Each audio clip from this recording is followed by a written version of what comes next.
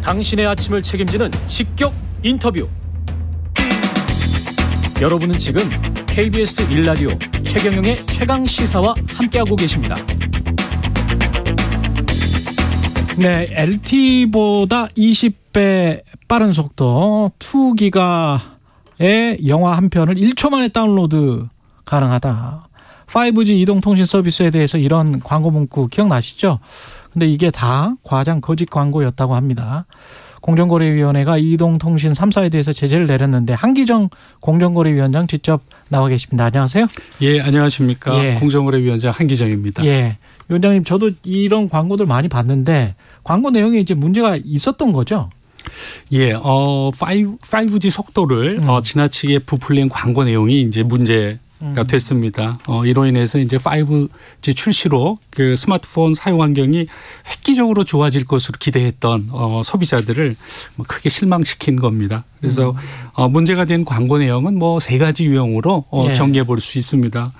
첫째는 통신 3사가 20GBps를 소비자가 실제 이용할 수 있는 속도인 것처럼 광고했는데 예. 이 속도는 이론상으로만 가능한 5G의 목표 속도에 불과했습니다. 이론상으로만. 예. 예. 그리고 또 둘째, 또 통신 3사별로 2.1에서 2.7 기가bps를 소비자가 실제로 이용할 수 있는 것처럼 예. 광고를 하기도 했는데 이 속도도 통신사가 할당받은 주파수 대역과 엄격한 조건 하에서만 계산되는 속도에 또 불과했습니다. 그렇군요. 예. 예. 그리고 또 세 번째 유형은 통신 3사가 자사의 5G 속도가 타사보다 빠르다고 부당하게 비교한 그런 광고를 또 한 바가 있습니다. 그렇죠. 이게 꽤 오랫동안 지적이 돼 왔었던 것 같은데 20기가 bps 나온다고 막 선전을 했는데 실제로는 그러면은 뭐 5기가도 안 나왔던 겁니까? 예, 그 5G 속도와 관련된 그 아까 말씀드린 첫 번째, 두 번째 그 광고 내용의 경우에 실제 평균 속도는 2021년을 기준으로 할 때 0.8GBps에 불과했습니다. 0.8기가. 예. 야, 그럼에도 불구하고 차이가 뭐 20배 이상 나는 거네요. 그렇습니다. 예. 그래서 그 이론상으로만 가능한 5G 목표 속도 수준인 20GBps를 실제로 이용할 수 있는 것처럼 광고해서 무려 25배나 부풀린 셈이 됐고요. 그러네요. 예. 그나마 또 여러 조건들이 그 엄격히 맞는다는 전제하에서 계산상 도출되는 속도인 2.7에서 2.7 기가bps와 비교했을 때도 2.5배 이상 부풀렸습니다. 그렇군요. 통신사들은 이런 조건들이 실제 소비자 사용 환경과는 상당히 괴리되어 있다는 사실을 제대로도 알리지도 않았습니다. 통신사들은 이미 알고 있었을 거 아니에요? 본인들이 광고를 하면서도 실제로는 이런 속도가 절대 나올 수가 없다. 실생활에서는. 예, 그렇습니다. 그렇죠. 그래서 저희가 그렇게 봤습니다. 그래서 저희 공정거래위원회는 그 아까 말씀드린 첫 번째, 두 번째 광고 내용이 거짓 과장 광고 그리고 기만적인 광고가 명백하다고 그렇게 판단을 했습니다. 과징금 액수는 얼마인가요? 이렇게 되면?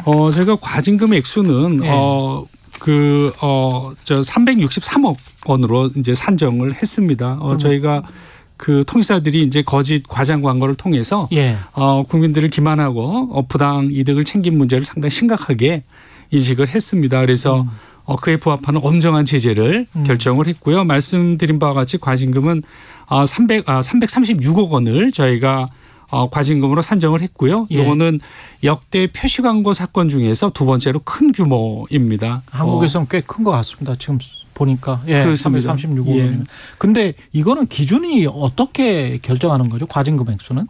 저희가 뭐 매출액 그다음에 이제 그 과장 거짓 광고 기간 등등을 종합적으로 고려해서 과징금을 이제 산정을 하게 됩니다.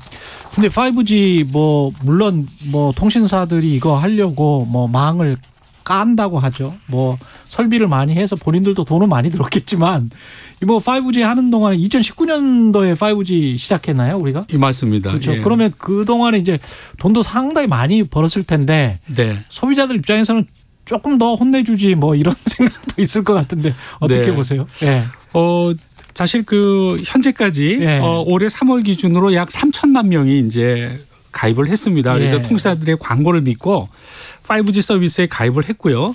또 통신사들은 그 5G 서비스 요금제를 100기가비트 등 대용량의 데이터를 이용해야 되는 고가 요금제 중심으로 설계를 한 바가 있습니다. 그러다 보니까 결과적으로 소비자들은 실제 혜택은 충분히 누리지 못하면서 비싼 요금을 낼 수밖에 없는 상황에 처한 것으로 보이고요. 정확하게 추산하기는 어렵지만 2019년에 5G 출시 이후에 통신사들의 영업이익이 연평균 14% 이상 증가해서 2021년에는 4조 원에 달하고 있는 점을 고려해 보면 5G 부당 광고가 상당한 영향을 미쳤을 것으로 이제 생각을 합니다. 그래서 저희가 아까 말씀드린 것처럼 역대 표시광고법 위반의 경우에 역대 두 번째 그 과징금을 부과를 했는데요. 저희 공정거래법 관련된 저희 공정거래위원회는 관련된 그 법률 위반 중에 표시광고법 위반이 상대적으로 과징금 부과 상한 그 기준이 조금 낮은 편입니다.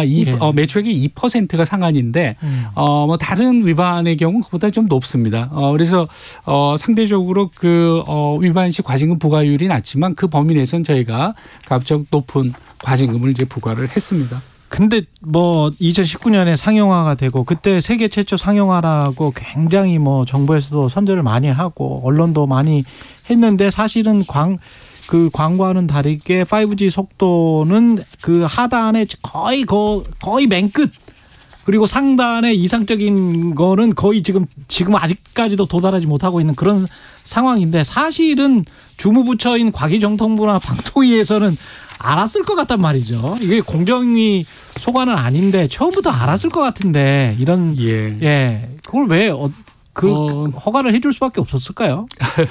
근데 그 부당 광고 규제 문제는 사실 이제 공정위 소관 업무입니다. 그거는 공정위 소관 업무죠. 그래서 그 부당 광고 관련해서는 과기정통부하고 방통위가 직접적인 규제 권한은 없는 상태고요. 다만 이제 과기정통부와 방통위는 전기통신사업법에 근거해서 5G가 상용화되기 전인 2016년과 17년에 통신사가 이론상 최고 속도 정보를 제공할 때는 실제 속도와 차이가 있을 수도 있다는 점을 함께 알리도록 권고를 한 적은 있습니다. 요 밑에 조그만하게 나와 있죠. 그래서 통신 3사가 이제 5G 광고에서 실제 속도와 다르다는 점을 일부 표기한 것도 사실입니다. 그래서 조그만하게 나와 있어요. 그래서 공정위 심의 과정에서 자기들은 이제 행정지도를 준수한 것이므로 법 위반이 아니다. 이렇게 이제 주장을 한 바도 있습니다. 그렇군요. 근데 소비자들은 그 조그만한 글자는 안 읽거나 못 읽는 경우가 대부분이거든요. 맞습니다. 사실은. 그래서 저희가 그 과기정통부와 이제 방통의 권고는 사실은 LTE 시절에 행해진 것이고요. 또 5G의 경우에는 실제 속도가 이론상 최고 속도와 지나치게 또 괴리되어 있습니다. 그래서 저희가 보기에는 해당 권고를 준수하는 것만으로는 소비자가 올바른 선택을 할 수 있게 충분한 정보를 제공했다고 보기 어렵다는 것이고요. 제대로 된 광고라면 소비자가 5G 이용 시 실제로 접하게 되는 속도 수준이 광고에 나온 수준과 얼마나 다른지를 알 수 있게 해줘야 된다. 이렇게 맞습니다. 이제 판단을 한 겁니다.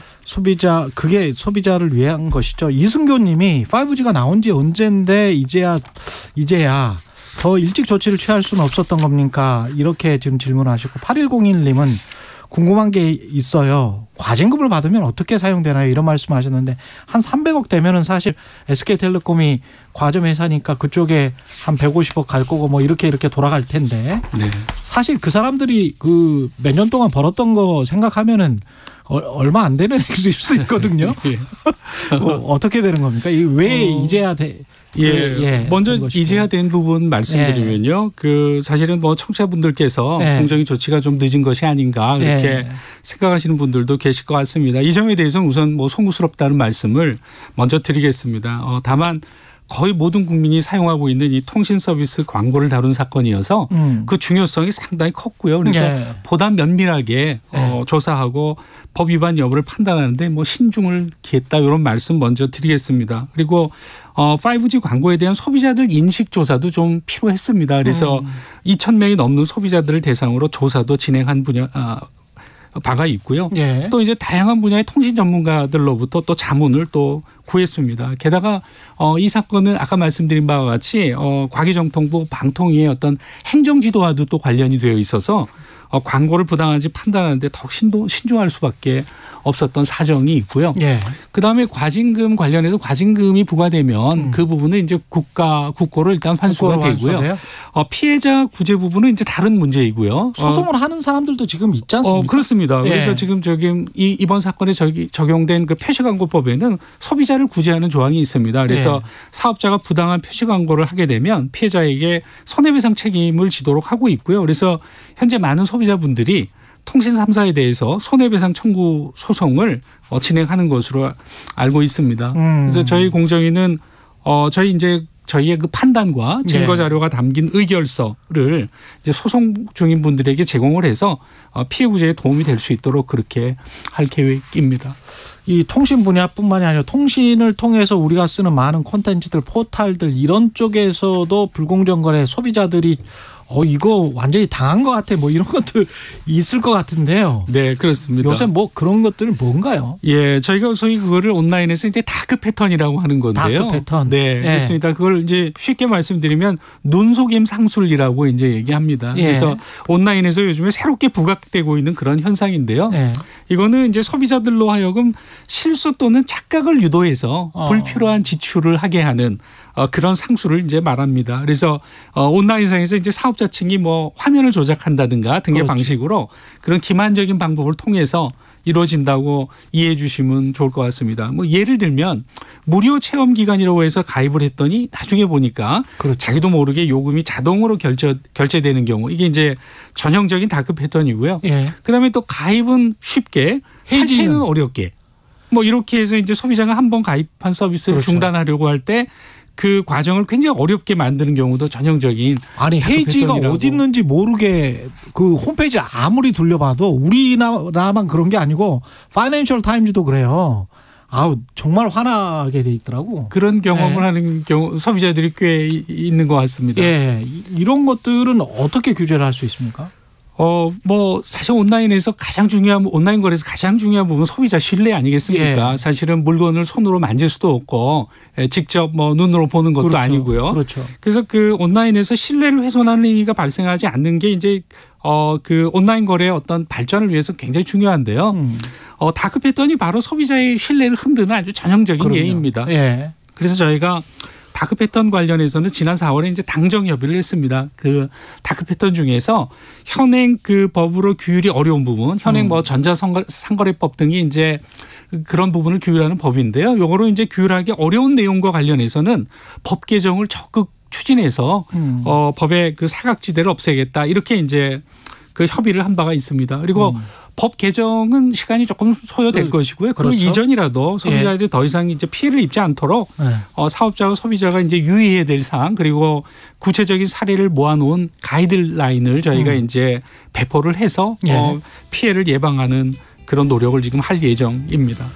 여기까지 듣겠습니다. 한기정 공정거래위원장이었습니다. 고맙습니다. 감사합니다.